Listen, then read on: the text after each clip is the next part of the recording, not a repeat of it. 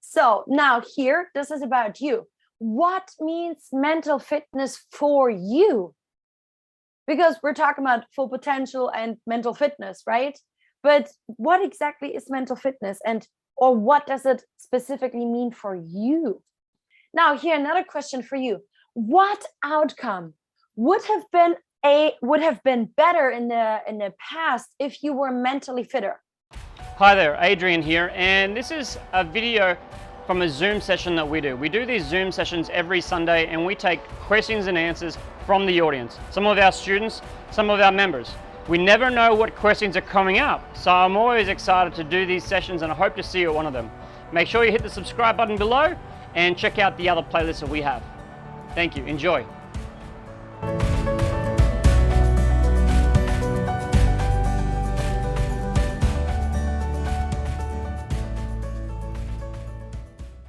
So I was in Shanghai during lockdown for 61 days.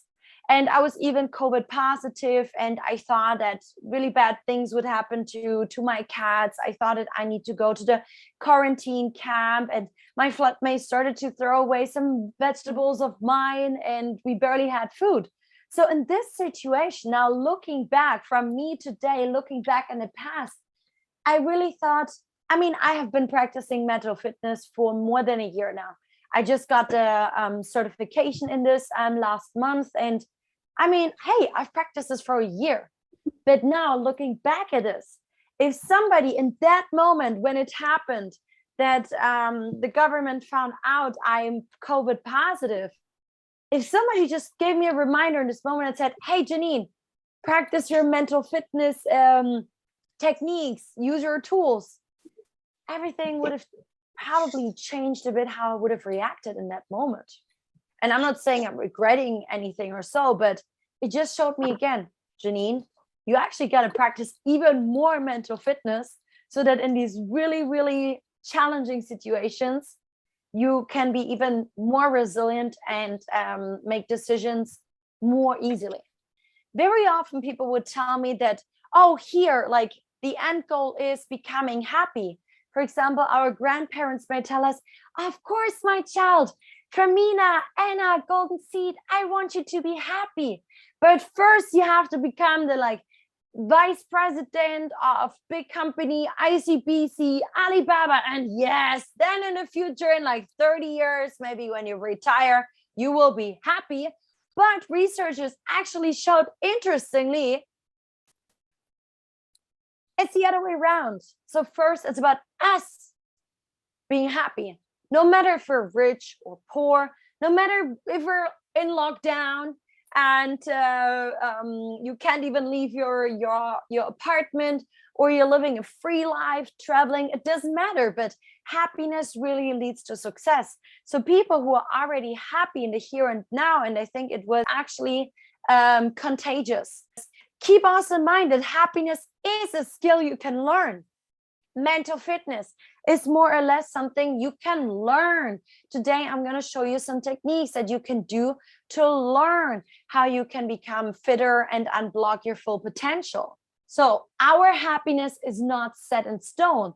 And all the time people tell me, oh, well, if I was rich, then I'd be a happy person. So they often think, oh, it's about money, right? If I had a higher salary. At Alibaba, when I did interviews, some people at Alibaba even told me, well, if the company paid me my apartment, then I'd be happy. I'd have less worries. So there's always like an if, something related to money that people always tell me, but only 50% of your happiness is going back to your genes and the raising of your parents or your upbringing. So if you have grandparents that are probably happy people, then there's a high chance, a 50% chance you may be a happy person in your life. But hey, what if they were super negative, unhappy people? It doesn't mean that you cannot become happy. So don't tell me you cannot fulfill and live your full potential. Don't tell me, guys, you cannot live a happy life. This is a limiting belief. In Adrian's training, we constantly often learn about realizing our limiting beliefs, right? catching ourselves, our mindset, what this little voice inside our mind is always telling us. Here, the good news is 40% of our happiness are related to the activities and the relationships. So you can choose with whom you want to be surrounded with, whether it's online or offline. I know it works. Sometimes you cannot fully choose, but it also goes back to the activities that you do. Now, here, right now, we're doing an activity of you learning, interacting. It's an activity, right? Or you can do like William was mentioning, like living in the moment. It's something like an activity. It's a choice. You can live in the moment. You can practice mindfulness. You can do some gratitude journaling. These are activities. So 40% of this are related to the people here and the activities, if we are happy or not. And apparently, according to at least like researchers here in the Western world, they say only 10% actually is related to your income and environment. So if you say, well, I can't be mentally fit or live my full potential because I'm not rich, or because there is air pollution outside, well, then this is a belief that you have. But I hope that today we can break down these beliefs inside you. So this is one definition that came from the person who actually certified me in mental fitness and positive intelligence. She was at Janine. And mental fitness, as he defines it, is basically your capacity to respond to life's challenges with positive rather than negative mindset. If we do this, actually, I mean, what is the impact? Peak performance, peace of mind, maybe work-life balance, more wellness, or as William said, maybe living more in the moment, healthy relationships. So I've done a program on mental fitness with a Singaporean company in Shanghai, and their goal was literally just reducing stress of the team. And a nice side effect we had is actually that the communication between the team members and also with the boss has positively been impacted. So in all parts of your life, mental fitness can help us, even in parenting, in like diets, etc., etc. And then, Alistair, you have asked now, how do you define true potential? To be honest, I don't have any, let's say, perfect definitions for true potential and full potential from like dictionaries or researchers. That's why I asked you. Like what? Because I actually believe that every one of us is so different, and everyone has a different true or full potential. For one person, it would be maybe related to work, achieving like full performance here. But yeah, as I just mentioned here, towards the impact, is this more like related to maybe your performance, what true potential means for you at work, or like healthy relationships, good communication? And maybe in different areas of your life, true and full potential may mean something different to you. So I actually don't have the perfect answer to this. Mental fitness or positive intelligence. So your mind basically can sabotage you. We just mentioned earlier these limiting beliefs that we have about ourselves. Oh, you suck, you can't do this. Why didn't you take this job offer? I'm mad at you. Like these little devil voices in our heads. So this is our mind sabotaging us. But at the same time, also, our mind can help us and serve us and help us thrive if we let our mind to do it. And now here's the cool thing. We said earlier that happiness is a skill we can learn. And it's the same about mental fitness or positive intelligence. So I kind of use the same, these words for the same thing. Because if you train yourself, if you train this mental muscle in here, you can actually learn and kind of like guide yourself better when you allow your mind to sabotage you through these saboteurs, and when you allow your mind to help you thrive and serve you so that you can live your full potential in your life and work. So here, The saboteurs that we call when basically the mind sabotages us, this is when you experience something related to like fear. Very often fear is the root, and we experience like stress, maybe anger, maybe guilt, shame, insecurity, whatever it is. So these negative emotions, they rob our energy.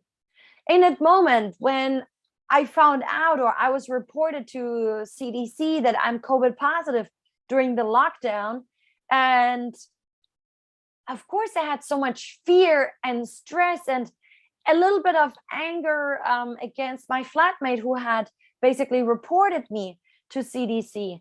And maybe you feel insecure and you got to make a decision. Oh my gosh, where am I going to take my cats if there is a full lockdown in whole Shanghai and everybody's in lockdown? So you get like how easy it is that your mind gets sabotaged, or like sabotages you and the decisions that you make. And I remember I was going back and forth. I was like thinking, oh my gosh, which decision am I going to make? What am I going to do? And I had this time pressure at the same time. And you see, like, the pressure is increasing. The saboteurs working on me. But then in that situation, what would have really helped me is just like slow down, take a deep breath, so that I can actually shift into the right side of the brain where our sage powers are connected. And this is where we have like all these like positive emotions and basically love, not fear. Love is the root here. If I use some empathy in that moment, or maybe more curiosity or creativity in my decision-making process in that moment, or passion or purpose, whatever is needed in this moment, when you're fully overwhelmed, then your outcomes, your behavior will change. You will make different decisions. And basically, like, we can measure the positive intelligence score by really figuring out every day how high is the percentage of those saboteurs when the mind sabotages me versus the amount when my mind serves me. So the sage powers where empathy, curiosity, and so on come in. Okay, now let's dig deeper into mental fitness. So this is our process for change here. Number one, what we do, and this is why I normally like have at least like 6 or 7 weeks of a program where I work with people on this to create a basic foundation and a new routine automated program. First of all, we really want to weaken the saboteurs. And to be honest, and that's also something we did in Adrian's trainings, in the NLP training. We started to have a lot of self-awareness of our limiting beliefs, for example, these little voices inside our head when they sabotage us. So we really want to learn how to weaken these saboteurs. Then number two, what we work on is actually strengthening our sage powers, the positive emotions. And then number three, we also literally have to like strengthen that muscle here inside our brain. Because, and this is the process here that we practice in this program, the positive intelligence or mental fitness program. The first thing always is most important is number one, self-awareness. That's why I asked you in the beginning, like, what is mental fitness for you? What does it look like to live a life with full potential?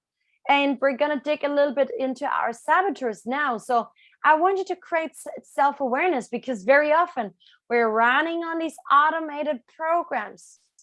Till the age of 7, a lot of automated programs have gotten inside us. So we all know how to brush our teeth, right? It's a program inside us. So changing this to start changing how we brush our teeth would take us some time. This is why I loved Adrian's course, because with Adrian and his NLP training, we really like digged really deep into our brain to change these programs. But first, I need self-awareness of what is it that I want to change. Number two, more examples will follow. Then we basically give it a name. Like, once I know which saboteur is like sabotaging me right now, just by giving it a name, it could help me. Or sometimes I just like to say, Janine, your little devil is sabotaging you again, right? This little angel devil voice. And then we do a PQ rep. It's like a little kind of like a breathing exercise. Number 4, we try to switch. After this, we try to switch into the right side of our brain, because after some breathing exercises, we're calm, less stress, more peace. And we can decide proactively for our mind. Yes, I want to use the positive emotions. So that switch, making that switch from being overwhelmed and sabotaged into a thriving mind needs to be practiced.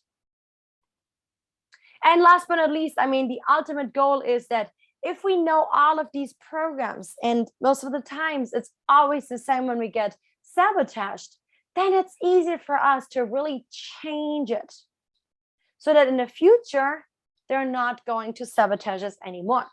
I hope you enjoy. Make sure you hit the subscribe button, and we'll see you at the end.